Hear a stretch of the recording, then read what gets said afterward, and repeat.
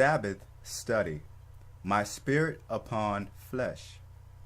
You will find this in Joel, Yah is Power, chapter 2, verse 28.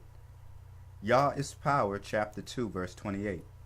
And it shall come to pass afterward that I will pour out my Spirit upon all flesh, and your sons and your daughters shall prophesy. Your old men shall dream dreams. Your young men shall see visions. And this is true. This is true. Joel describes the Most High's power, and this is the power of His Spirit. It can bring out the truth, which is what this video is about.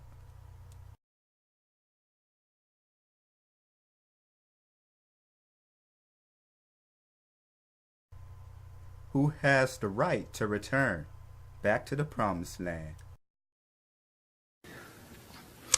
This whole issue of Israel and Palestine is covered in so much myth, and there's so much double standard when people talk about this issue. And I'll give you two examples.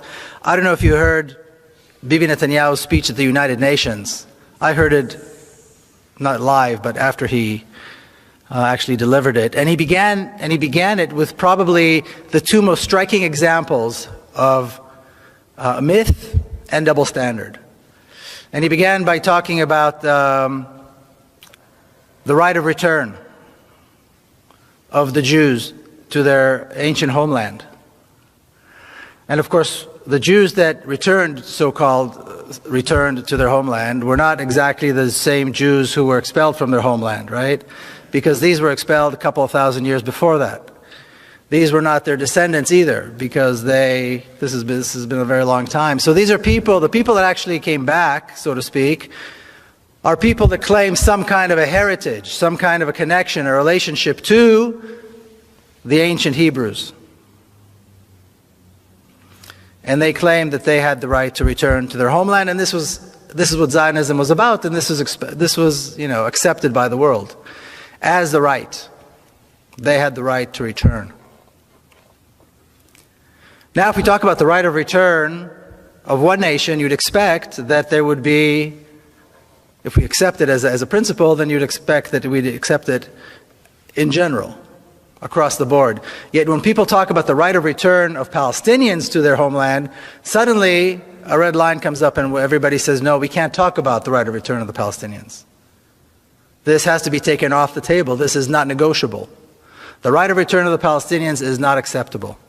What's interesting about that is that the right of return of the Palestinians, quite often we talk about the actual people who had to leave their homes. And if they had already passed away, then we're talking about their direct descendants, people who still have the keys and the deeds to their homes, and quite often can go to the very spot where a village existed, where today there might be a highway, and will point out the mosque, and will point out the well, and will point out the door to their home. Yet they do not enjoy the right to return. So obviously, this is a double standard of immense proportions. 1947, United Nations. You need to know this date. A good place to start, if we're going to talk about how this conflict began, a good place to start would be on the 29th of November, 1947. The day that United Nations accepted the resolution to partition Palestine into a Jewish state and an Arab state. And this ridiculous map is what they came up with. Now, when you look at this map, before you even hear about the details, before we even touch on the details of this map, just by looking at it, it's unbelievable that anybody expected that this would work. Conquer and destroy over 80% of the land.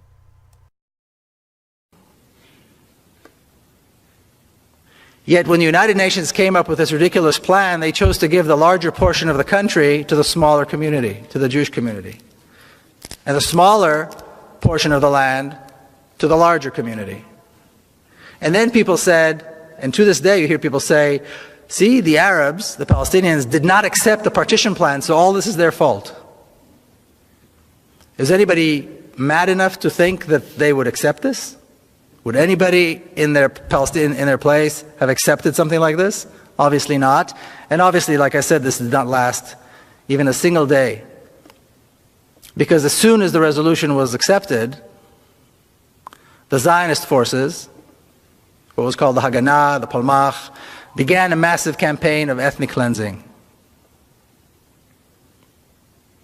Now the story that we hear, the myth that we're told about 1947, and I heard it once again today, earlier today, at the Seattle Times, is that in 1947, after the United Nations finally recognized the right of the Jewish people to have their own state, the Arab armies attacked, intending to destroy this fledgling state, this young Jewish community.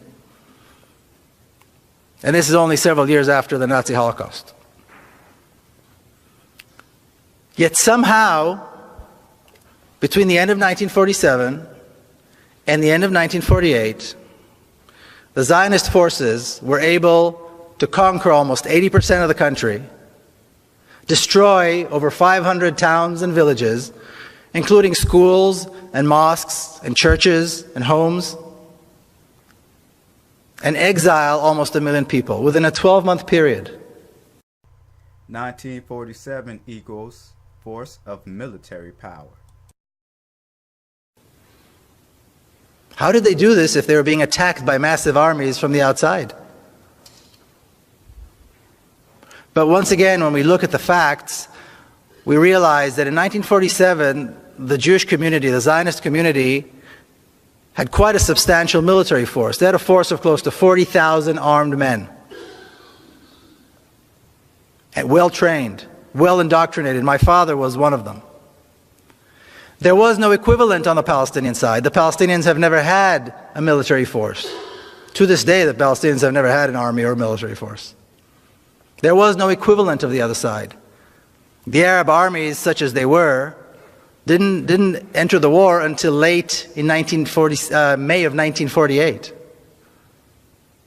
Much of the ethnic cleansing had already taken place. The war had been taking place for over 6 months by then.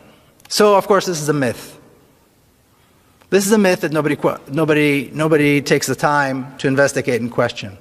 But once again, the reality that in a 12-month period, so much was done exactly because that is exactly was the purpose of these Zionist forces.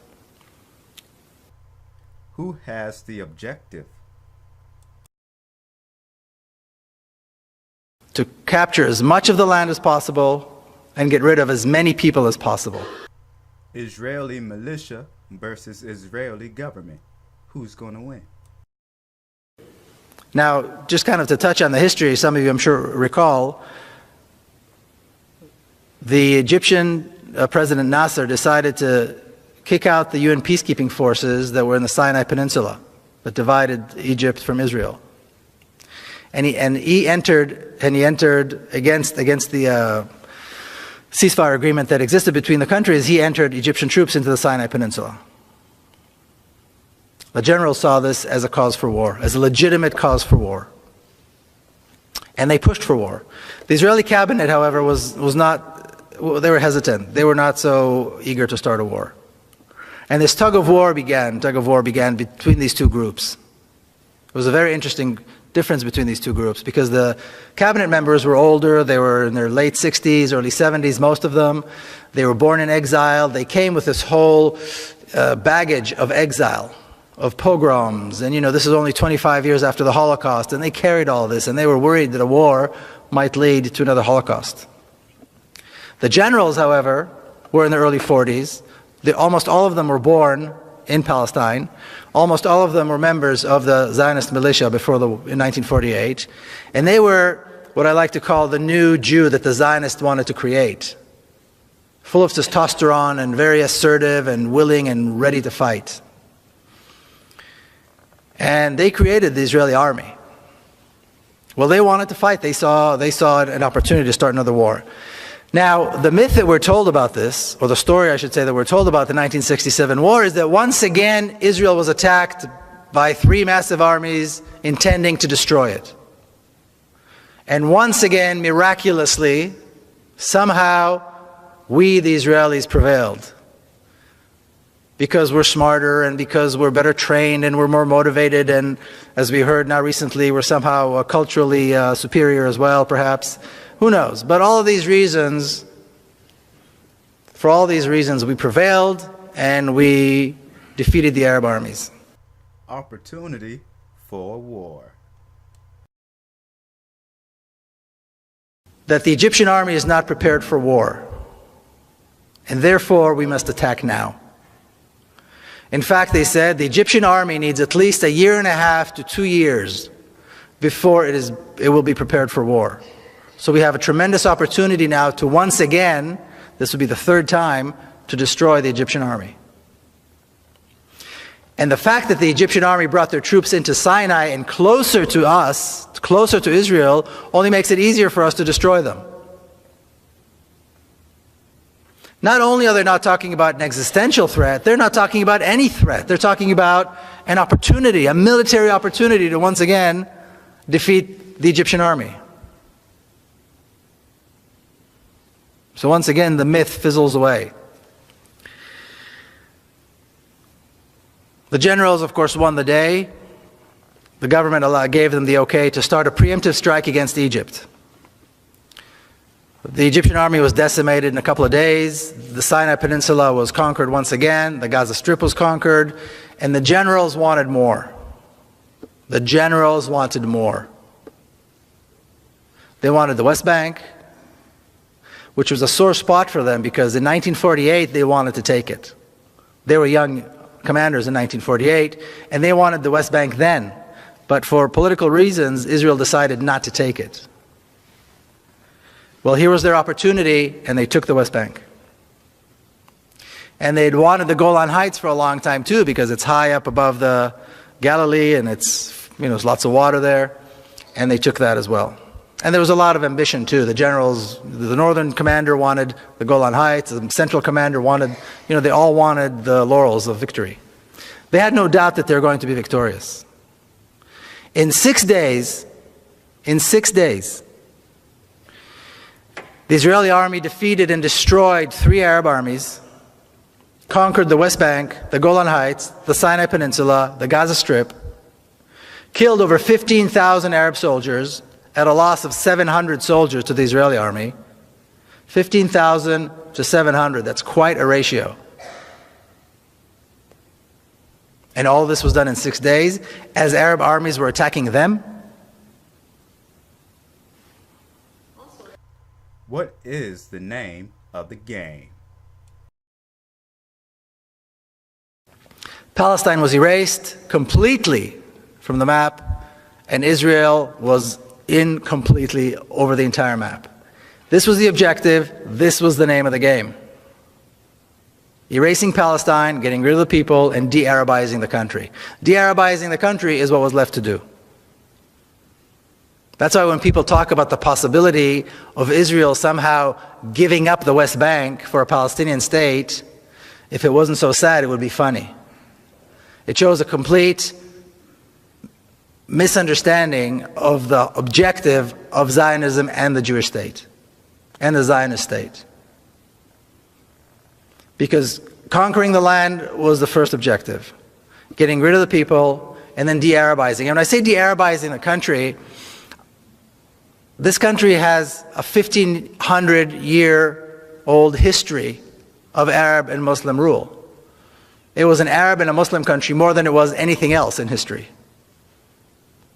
So that has to be destroyed. Monuments have to be destroyed. Names have to be changed. The history has to be rewritten to connect once again King David to today's Israel. Negotiate when?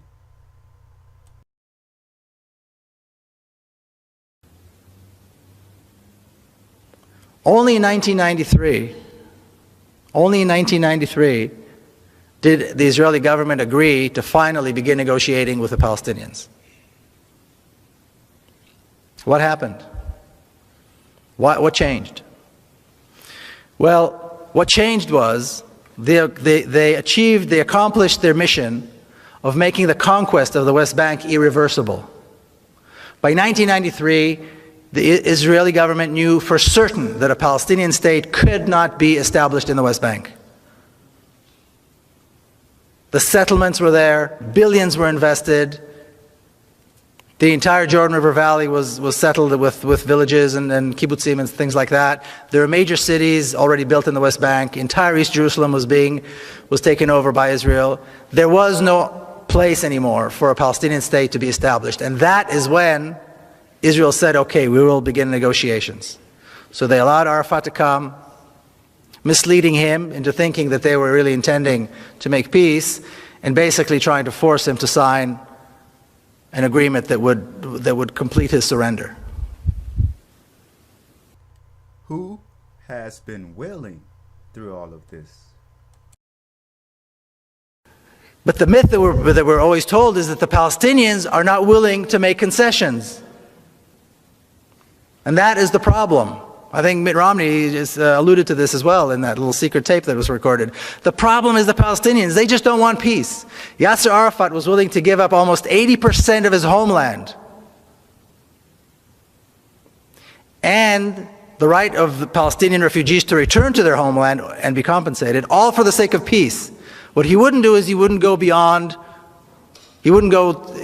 than 20%. He wouldn't give up the West Bank and the Gaza. That he couldn't do. They want him to give up even more. They want him to sign a surrender agreement, and he wouldn't.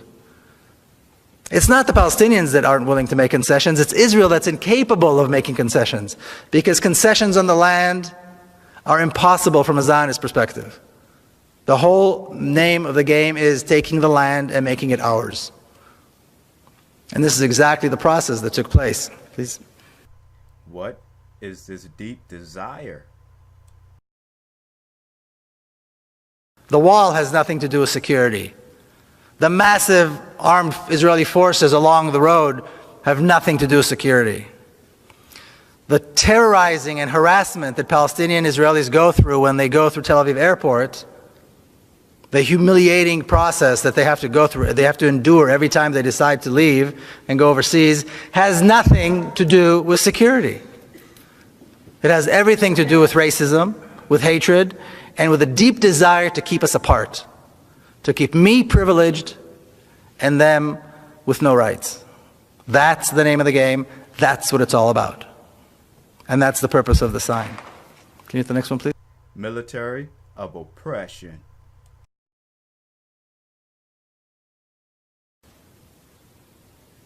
I, on the other hand, served in the Israeli army, an army of occupation, an army of oppression, an army whose sole purpose is to make sure that he does not have a state, he does not have rights, and he dare not resist. So yes, my army has uniforms and commanders and generals, but which one of us is really the terrorist? One state, 3 separate laws?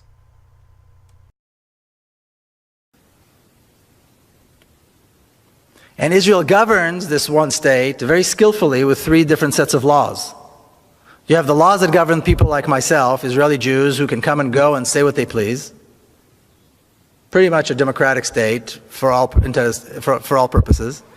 You've got the laws that govern the Palestinians who are citizens of Israel, and there are over 30 laws in the law books that discriminate against them specifically, and you've got an entire culture of discrimination against them that is deep-seated and deep-rooted in Israeli society. And then you've got the laws that govern the Palestinians in the West Bank and Gaza, and this is really at the pleasure of the Israeli army. If they want to destroy, they destroy. If they want to arrest and beat, they arrest and beat. If they want to torture, they torture. If they want to kill, they kill. And Palestinians have no recourse. This is the reality. There's an education system, the Zionist education system, like Judith alluded, my sister just wrote a book about it. She's an educator that teaches racism in a very subtle way. Best terrorist organization. And then you've got the Israeli army, which I like to refer to as one of the best trained, best equipped, best fed terrorist organizations in the world. And yes, they have generals and they have nice uniforms, but their entire purpose is terrorism. Who dropped 100 tons of bombs September the 27th, 2008, at 11:25 in the morning. What I refer to as the most shameful day in the Jewish history. The most shameful day in the history of the Jewish people. Israel began carpet bombing Gaza, and on the first day of what was to be a 21-day attack, they dropped 100 tons of bombs. Okay, a 1-ton bomb will decimate an entire city block. Gaza is one of the most densely populated places in the world. 800,000 children live in Gaza. 11:25 is exactly the time when the morning school shift and the afternoon school shift change. So all the kids are in the streets. All the children are on the streets. That was the moment decided by the decision makers in Israel to begin the attack. This was the first day of a 21-day slaughter that had absolutely no justification. If that's not terrorism, I don't know what is. Who are descendants of Arab Jews? I just heard this thing today about the vast differences between Israelis and Palestinians, cultural differences, the cultural superiority of the Israelis. I've never heard such nonsense in my life. The two societies could not be more similar. Their languages are similar. Their religions are similar. More than half Israelis, more than half of all Israelis are descendants of people who came from the Middle East.